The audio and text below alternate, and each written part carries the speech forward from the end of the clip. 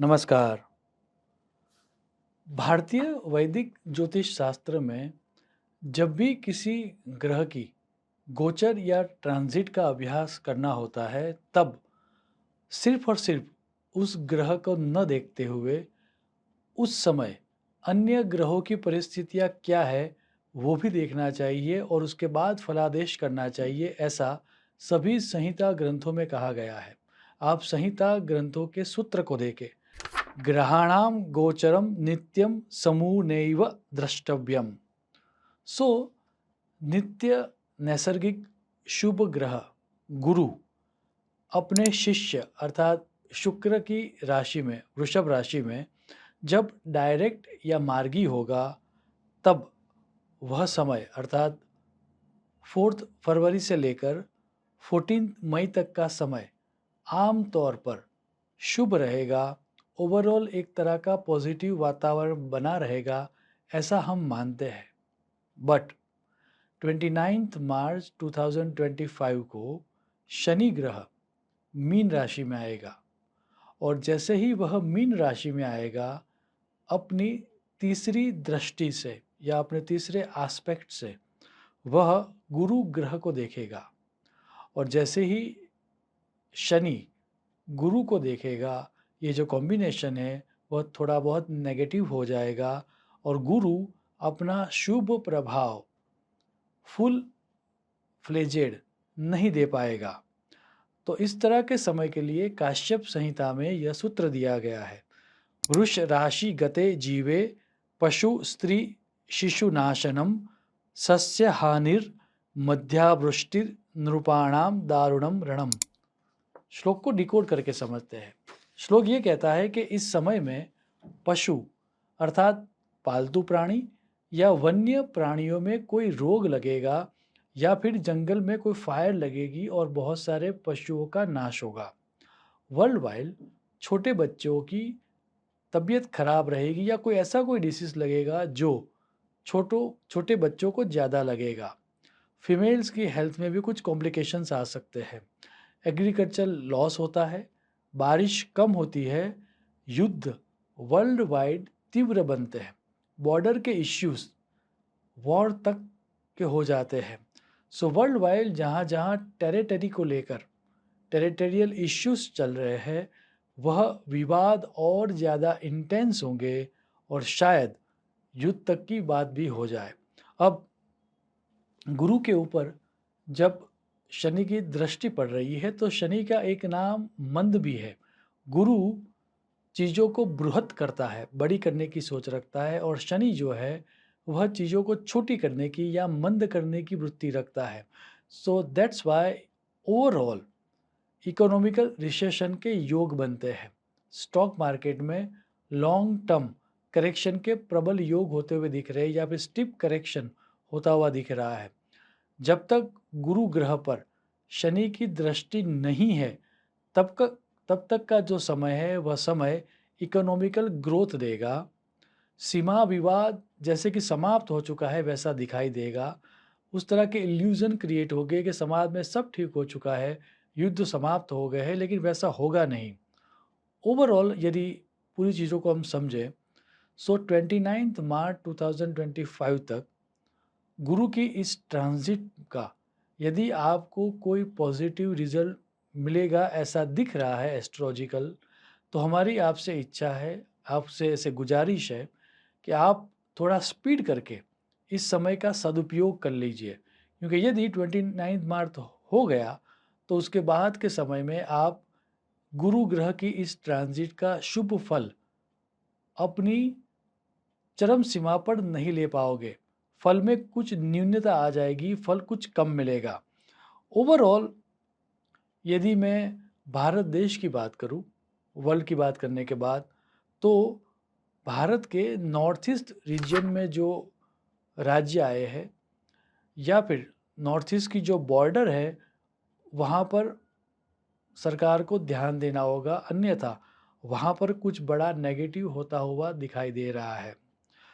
क्योंकि वृषभ राशि जो है जहाँ पर गुरु मार्गी होगा अब, वह पृथ्वी तत्व की राशि भी है और शनि उसको देख रहा है। सो 29 मार्च 2025 से लेकर 14 मई 2025 तक का जो समय है, उस समय में अर्थक्वेक आने के एवं जलीय उत्पात होने के या सुनामी होने के भी योग होते हुए दिखाई दे रहे हैं। पूरे के पूरे जो कॉम्बिनेशन है इस गोचर का, यदि उसको मैं एक तरह से समराइज़ करूँ तो ये बात समझ में आती है कि अप टू 29 मार्च गुरु का मार्गी होना पूरे विश्व के लिए शुभ रहेगा। इकोनॉमिकल रिफॉर्म्स होंगे, नई ट्रीटीज़ होगी, नए अलायंसेस होंगे एवं ओवरऑल पॉजिटिव वातावरण बना रहेगा। उसके बाद का जो समय है वह पूरे विश्व के लिए एक तरह का चैलेंजिंग टाइम रहेगा। आइए अंत में हमारी जो 12 राशियाँ हैं, उनको कौन-कौन से एरियाज़ में फ़ोकस होना चाहिए और उनको कहाँ-कहाँ से शुभ परिणाम मिलने की संभावना है, उसके बारे में बात करते हैं। मैं आगे बढ़ूँ उससे पूर्व 2 बात यहाँ पर स्पष्ट करना चाहूँगा कि यहाँ पर जो भी प्रिडिक्शन दिया गया है, वह प्रिडिक्शन भारतीय वैदिक चंद्र राशि के आधार पर दिया गया है। सो आपके जन्म के समय पर आपका चंद्रमा जहाँ पर है, वह आपकी चंद्र राशि है और उसके आधार पर यहाँ पर प्रिडिक्शन दिया गया है। क्योंकि गुरु एक नैसर्गिक शुभ ग्रह है, तो ओवरऑल एक पॉजिटिव रिजल्ट ही देगा, लेकिन प्रत्येक राशि को कौन-कौन से एरिया से ज़्यादा पॉजिटिव परिणाम मिल सकता है, उसके बारे में यहाँ पर संक्षिप्त में बात करेंगे। सर्वप्रथम बात करते हैं मेष राशि की। तो उनके फाइनेंस में एक तरह का उछाल आता हुआ दिखाई दे रहा है। उनके करियर नई हाइट्स को प्राप्त करेगी। They can expect growth in their income, lots of opportunities will come, investment करने से उनको लाभ होगा और यदि उन्होंने चाहा तो शुभ चीज़ों की खरीदी करके वह अपने जीवन में एक तरह से सुख की प्राप्ति भी कर पाएँगे। एक तरह का अर्ज उनके अंदर होगा to spend in comforts. Now let's talk about Vrishabh राशि। वृषभ राशि वालों के लिए यह समय टाइम ऑफ देयर लाइफ होगा। यदि इस समय का उन्होंने अच्छी तरह से उपयोग कर लिया, तो उनका पर्सनल ग्रोथ भी होगा, सेल्फ इम्प्रूवमेंट भी होगा और जो एक्सपेक्टेशन उन्होंने रखे अपने करियर को लेकर, अपने बिजनेस को लेकर, वो भी फलीभूत होता हुआ वह देखेंगे। मिथुन राशि वालों के लिए ये जो समय है, वह समय इनर ग्रोथ का है। स्पिरिचुअल ग्रोथ के लिए ये समय बहुत ही बढ़िया रहेगा। यदि आप एक्सटर्नल ग्रोथ चाह रहे हो, मॉनेटरीली ग्रोथ चाह रहे हो, तो शायद इस समय के दौरान आपको थोड़ी मायूसी मिले। लेकिन यदि आपने स्पिरिचुअल ग्रोथ के लिए ट्राई किया, तो आपको पक्का फ़ायदा होगा। एक्सपेंसेस आपको थोड़े कम करने होंगे और यदि आप किसी डिसीज़ से जा रहे हो, तो इस समय के दौरान आप देखोगे कि आपका हीलिंग थोड़ा स्पीडी हुआ। तो they should focus on their intuition and on their inner growth. Now let's talk about कर्क राशि। आपका सोशल सर्कल बड़ा होता हुआ दिखाई दे रहा है। नए मीनिंगफुल लोग आपके जीवन में आएंगे। शायद लाइफ पार्टनर की भी एंट्री आपके जीवन में हो ड्यूरिंग दिस टाइम, ऐसा भी दिख रहा है। मीटिंग विद इन्फ्लुएंशियल पीपल आपकी कैरियर को नई हाइट्स देंगे और सोशल लाइफ में बूस्ट आता हुआ आप दिखाई देगा। फ्रेंडशिप में आपको देखेगा कि जो प्रॉब्लम्स चल रहे थे वो रिजॉल्व हो जाएंगे। नेटवर्किंग से आपको लाभ होगा और ओवरऑल सोशल लाइफ आपकी एनहांस होती हुई आप देखोगे। Now let's talk about Singh राशि। सिंह राशि वालों के लिए कैरियर के प्रति सजग होने का यह समय है। उनकी पब्लिक इमेज में लिफ्ट आएगा, उनकी पब्लिक इमेज सुधरेगी, प्रोफेशनल ग्रोथ भी होगा, बिजनेस नई हाइट्स को प्राप्त करेगा। यदि आप जॉब कर रहे हो तो आपको प्रमोशन भी मिलेगा और रिकॉग्निशन मिलने की भी प्रबल संभावना है। नाउ लेट्स टॉक अबाउट कन्या राशि। कन्या राशि वालों को धार्मिक यात्रा से लाभ होगा। ट्रैवलिंग उनके लिए बेनिफिशियल रहेगा। एजुकेशन से भी उनको लाभ होगा। जितना ज़्यादा वह फॉरेन लैंड को एक्सप्लोर करेंगे, उतना उनको ज़्यादा लाभ होगा। एक मेमोरेबल जर्नी होती हुई दिख रही है। तुला राशि वालों के लिए ये जो समय है, वह समय लाइफ चेंजिंग एक्सपीरियंसेस देने वाला रहेगा। उनका ट्रांसफॉर्मेशन होगा। उनकी लाइफ में आमूल परिवर्तन आते हुए वह देखेंगे। कर्ज में मुक्ति होगी, हीलिंग उनका अच्छी तरह से होता हुआ वह देखेंगे और पारिवारिक संपत्ति में यदि कोई डिस्प्यूट चल रहा है तो इस समय के दौरान वह रिज़ॉल्व होगा। वृश्चिक राशि वालों के लिए यह समय है कि उनको अपने पर्सनल और प्रोफेशनल दोनों तरह के पार्टनरशिप के प्रति ध्यान देना होगा। कोलैबोरेटिव अप्रोच रखने से उनको लाभ होगा, स्मॉल जर्नी से लाभ होगा।